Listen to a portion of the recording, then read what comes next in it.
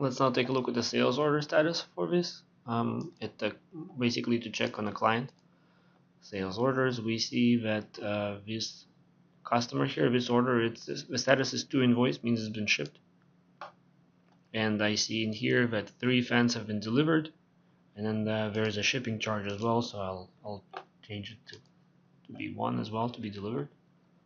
And if I click create invoice, the system will generate an invoice for the client.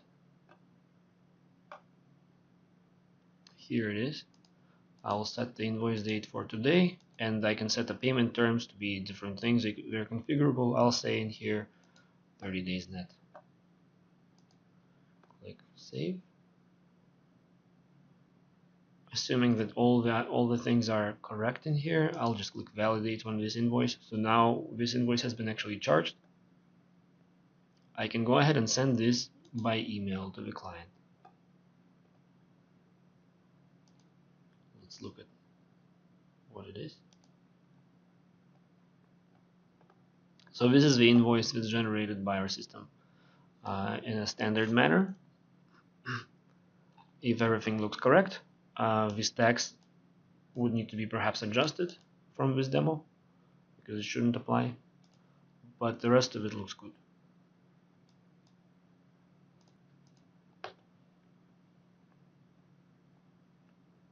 I'll click cancel here. Basically, let's consider that this invoice has been sent and the client at some point sends us a payment. So I could either receive the payment through here, or I can go as an accountant, for example, accounts receivable department.